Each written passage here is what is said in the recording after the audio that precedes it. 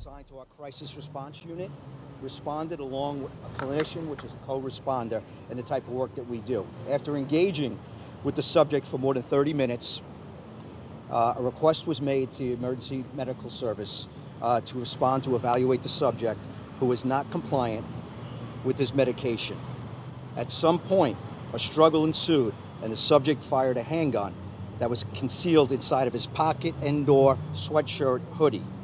One officer, a 44-year-old, 15-year veteran, sustained gunshot wounds to the arm and his shoulders.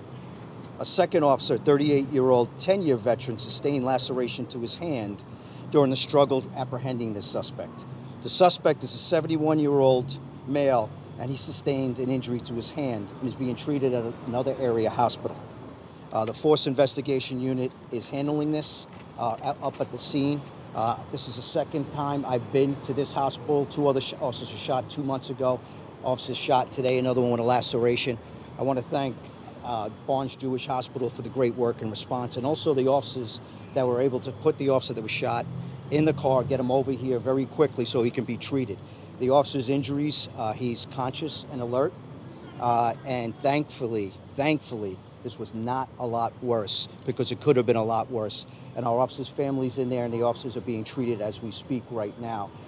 But these injuries could have been worse, and thank God they weren't. So we'll take a few questions. Chief, is that protocol for them to stick the officer in the car and bring them to the hospital? You know, I think that's a call on the scene, whether should we get them to the hospital, should we wait? And I think they actually made a call, or an audible, as we always say, on that scene. I'm not there. These officers felt, let's get them to the hospital, because the officer was starting to, one officer saw that he was starting to see some of the wounds, and we don't want them going shock or anything like that. So the officer got them here as quick as possible. You mentioned lacerations to the other officer. Can you just give us an idea of how that happened? You know, in the struggle, I think it's still preliminary, and we're still going through things. But I think in the struggle inside, where some things broke, so I think there might have been porcelain or something else in the struggle to apprehend the individual that was shooting at us. I think probably a laceration of maybe broken glass. Chief, you haven't been here very long. You said this is your second time here for a police-involved shooting. We've had 45 people murdered in this city already this year. What can be done to try and keep not only the citizens, but the police officers safe in line of duty? Yeah, you know, this city, like every other city, is struggling with people that carry guns and actually use those guns and commit things against other people, such as murders. Yeah, we have 44 murders in the city right now. But we're down about 15-20% where we were from last year, and we're about 30% from where we were 2 years ago. Nowhere is that a victory.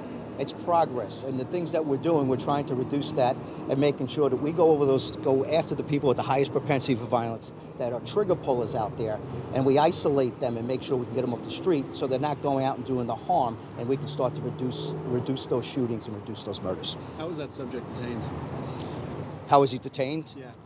Right now, there was with a knife. He's detained right now. He's apprehended as a suspect, and now he's being treated in a hospital, another local area hospital. Just wondering how, you mentioned an officer was shot, he was transported, so was there another there was another officer that was on scene that went in. So we had additional people on scene when that happened, but two were engaged at the time. They got hurt, and the other was backup helped apprehend this officer, apprehend the suspect. So where's that suspect now? He's at a local area hospital. So this one. This happened inside of the apartment, not outside? This happened inside an apartment after a call from the family about the mental health crisis that was going on. Okay, thanks, guys. Thank you very much, everyone. Appreciate it. And of course, we've been listening to St. Louis Police Chief Robert Tracy giving us an update on the situation regarding a St. Louis police officer who was shot while responding to a call on a behavioral health related call. Two other officers were injured. The chief telling us that the officer who was shot is conscious and alert, and they are thankful that this situation wasn't a lot worse, because it could have been. He also said this is the second time recently that he has been to the hospital. Two other officers have been shot just recently. So again, he is saying that they are very, very lucky. We're learning a little bit more also about the subject who was taken into custody. We are told he is a 70-year-old man who lives in that building. Family members had called police concerned about his behavior. They say when police approached him, the police chief, Robert Tracy, saying that the individual had a gun concealed in his clothing, possibly in his pocket. He fired at the first officer, shot him. The other two officers, possibly while trying to apprehend the man, they were injured. It's unclear what those specific injuries were. He said lacerations. Those officers also taken to Barnes as well.